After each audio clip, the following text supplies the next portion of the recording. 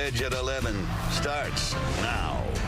We hope you enjoyed your Thanksgiving. I'm Jessica Dupnack. And I'm Brandon Hudson. We saw some great weather for our Thanksgiving, but if you have any weekend plans, you may want to layer up because it's going to be cold. Yeah, warning from Weather Authority Rich Luterman joining with interesting forecast. Yes, it's the end of November now, Jess and Brandon, so colder weather is not unusual, but we're going to get some for the next few days. You can see there's some rain down across the Gulf Coast. There is some snow there in the central Rockies. Also notice some lake effect snows in northern lower Michigan right now, up there in the ski areas, just up to the north and east of Traverse City. For us, it's been a dry day. We actually made it to 48 degrees, but now that cold front has settled through the area, so it is going to turn colder. How about some live video from Shush Mountain? This is Bel Air, Michigan, not all that far from Traverse City, and you can see the snow guns are working on the snow slopes, and that means it is colder up there at 28 degrees. Notice over the last 24 hours, temperatures are down a good 15 to 20 degrees in parts of northern Michigan. That's a sign of that colder air sinking in our direction. But again, we did make it to 48 today. As far as Thanksgivings go, it was pretty nice out there. The averages for this time of the month, 45 and 32. Look at the record, 69 on the high side. There's an 8-degree day for you way back in 1880. Right now, all of these numbers continue to fall. 29 Howe, 29 Lapeer, 39 in Windsor, 35 down in Adrian. But notice the direction of the flow. It's from the north, and that's driving in those colder temperatures. 23 Ludington right now. 14 degrees in Marquette. There's 13 way up there in Thunder Bay. Look at North Bay, Ontario. 14 degrees. Now, we're not going to get that cold, but the pattern is setting up that northwest flow brings in colder air for us. High pressure gives us dry weather for Friday and for Saturday, but it's Sunday that brings a round of light snow showers to the region. You'll see it in the 7-day forecast. Down to 26 tonight, back to 36 tomorrow with sun and clouds. And I notice football weather for Saturday inside the big house, no problems, just on the chilly side. There are the snow showers Sunday. It stays cold into next week. Brandon, Jessica, how about a full check tomorrow morning? So Michigan's a battleground state. It will likely have a key role in who our next president is. And so tonight on The Edge, we have a warning from Secretary of State Jocelyn Benson. Brandon, she's worried about AI and the chance it could interfere with the next year's elections. Fox 2's Camila Amiri reports. There have been time and time again in every consequential election efforts to confuse Detroit voters about their rights and about their ability to vote. And with 3 elections in 2024, Michigan Secretary of State Jocelyn Benson making it her mission to educate and inform voters. This week, going before the Detroit City Council to tell members about the newly formed Voter Confidence Councils and to ask them for their help. Faith leaders, and I know there are some here today that we want to be a part of this, community leaders, business leaders, labor leaders, educational leaders, and political leaders like all of you have everything you need to educate the people who look to you, who trust you, who hear your voice about what they need to vote in next year's elections. Benson says with the invention of artificial intelligence, efforts to deter people from voting and confuse them enough so they give up altogether will be even more prevalent in this upcoming election cycle. In 2020, we saw attacks on voters not just in Detroit, but in Milwaukee, in Philadelphia, in Atlanta, in Phoenix, in communities of color all across this nation, but particularly in battleground states like ours. The primary presidential election in Michigan is February 27th, 2024. In Detroit, Camila Amiri on The Edge.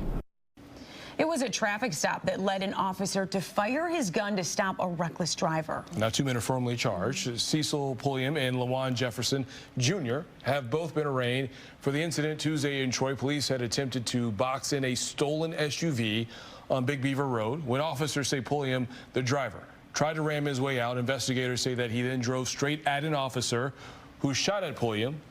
Jefferson, the passenger, was taken into custody on 2 felony warrants. Pulliam's bond is $1 million.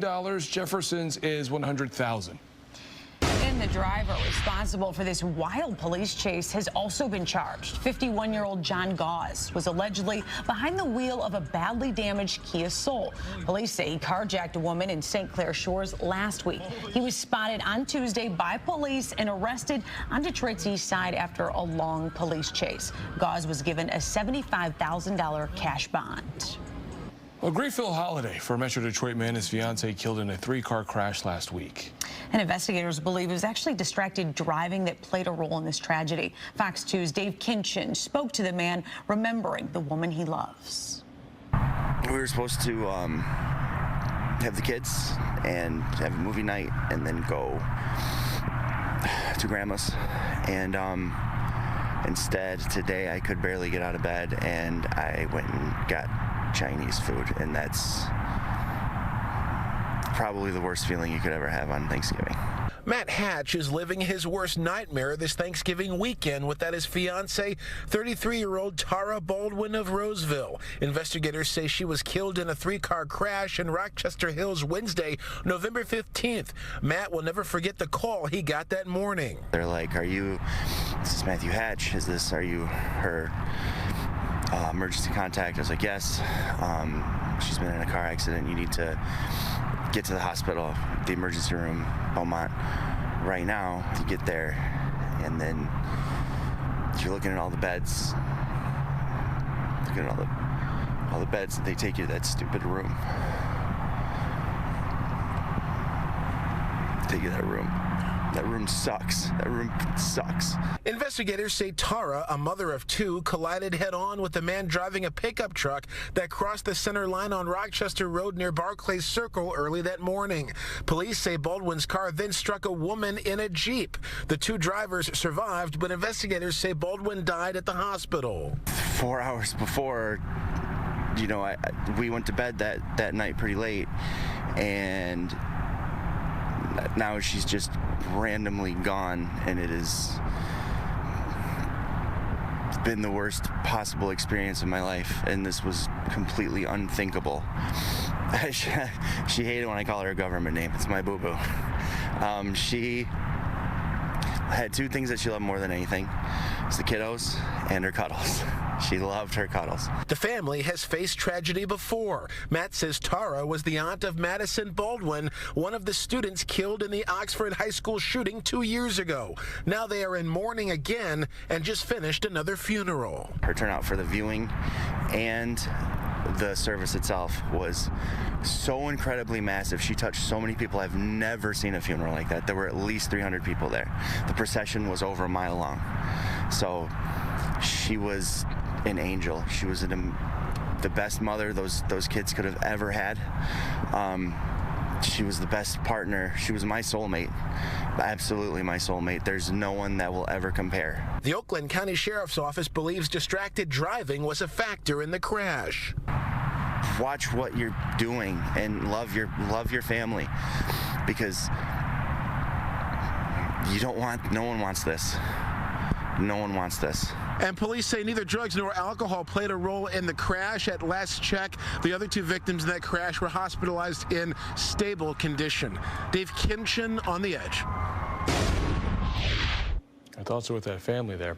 All right, so listen to this. Bloomfield Township police are warning about a phony cop who is calling people for their personal information. Authorities say that the crook identified themselves as Sergeant Gallagher, and even went as far as to spoof their number to make it look like it's coming from the department's non-emergency line. So here's what you need to know.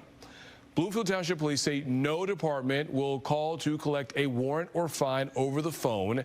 If you get a call you think might be bogus, hang up, hang up, and then call the department directly to verify.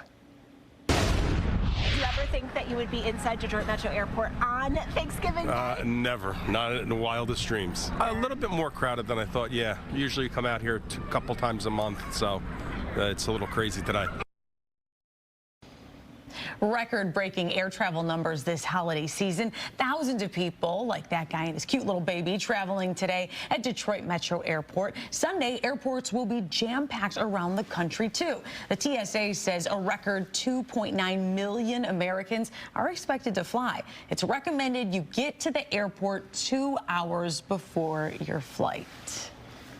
All right, it's a place now etched in Michigan's music history, the Deaf Sound Studio. This was once an ordinary home. It's now been transformed into a beacon for hip-hop with stories of legendary icons. Fox 2's Hillary Golston has the story.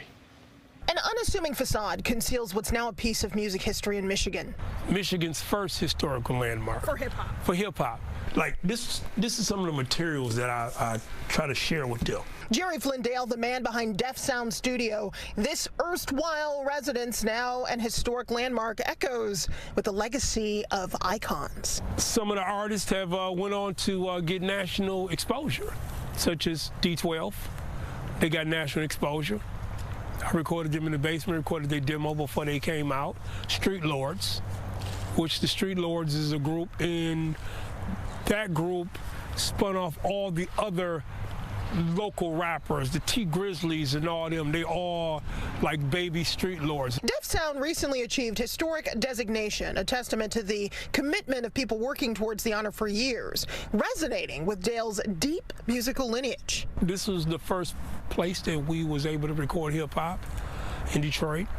We couldn't get in studios back in the day, the 80s. Rappers were considered dangerous, and nobody wanted rappers to be in their environment. Motown's departure left a void in Detroit's sonic landscape. Dale's studio became a beacon for emerging hip-hop talents. It's a spawning. It's like the very beginning of the hip-hop and the rappers, and they just incubated and just started spiraling. His journey, one of resilience and passion. My biological mother threw me out of a 4-story window, and I was adopted. I was in foster care with the Dale family, and I was later adopted. Never give up hope, no matter what. Never give up. I don't care how people tell you what you cannot do. Do not give up hope. Dale's studio, once an outlier in a misunderstood genre that's seen changes for the good and the bad, now stands as a monument to hip-hop's evolution and its indelible impact on Detroit. Hillary Golston, Fox 2 News.